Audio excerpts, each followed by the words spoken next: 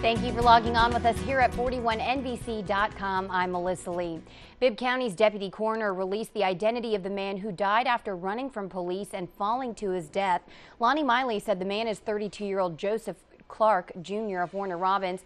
Clark was apparently running from police in the Presidential Parkway area when he jumped over a fence and fell more than 40 feet. An autopsy is pending. A judge denied bond Thursday for a mother accused of hitting her child with her car while shoplifting. A Houston County judge ruled Archibia Albury would not be allowed bail because of previous citations for failing to appear in court. Centerville police say Albury shoplifted from the Belk at the Galleria Mall. When an officer approached her, she ran off. She put her youngest son in the car, but the 4-year-old was still outside, and Albury ran over him while trying to get away. She can ask for another bond hearing in 30 days. And a Macon man is behind bars charged with involuntary manslaughter in a death from last Friday. 51-year-old Terry Kaysen is accused of throwing 68-year-old Charles Skipper from a loading dock. Skipper died from his injuries. The men were living in a vacant building on 6th Street in downtown Macon. Police originally thought Skipper died of natural causes, but his autopsy showed he died from internal bleeding of a ruptured spleen.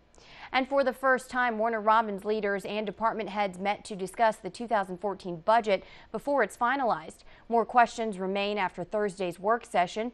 The most concern was over the employee pay raise. A pay study done last year recommends a 3% pay increase for city employees. Now, council plans to vote on the budget at the next city council meeting on Monday, June 17th. Doctors and nurses are about to leave a 60-year-old medical facility and move into a brand new one. Thursday, hospital staff bid farewell to the Peach Regional Medical Center, which has served patients in the area since the 1950s. Fortunately, the entire staff will be moving to the new medical center of Peach County off Highway 247, and the hospital will even be hiring a few new faces to the team. There will be a ribbon cutting for the new medical center next Thursday. And the push to merge and mix grades at 4 Bibb County elementary schools is off the table for now. The plan to consolidate Barden and Burgard elementaries has raised a lot of controversy. Reconfiguring grades at Jones and King Danforth elementaries is also off for now. The previously scheduled public hearings to talk about those changes are also canceled. A public hearing is set for Monday, June 17th to talk about the budget before it is approved on June 24th. Both events are scheduled for 6 p.m.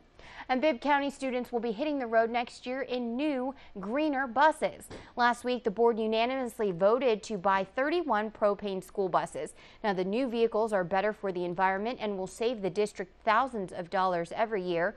The green buses cost $12,000 more than the diesel buses the school system uses now. The school district is paying for the new vehicles with the education penny tax. And we got to see those green buses in action during the nation's first propane school bus driver skills test. 63 drivers from across the state competed in this year's Georgia Pupil Transportation Competition. They had to pass a written test and go through a faulty bus inspection. Now, they also had to drive a 12-part obstacle course. The winner of the competition will compete in the National Transportation Safety Competition in Tulsa, Oklahoma. And be sure to join us on air tonight for the news at 6 and 11. Have a great weekend, everybody.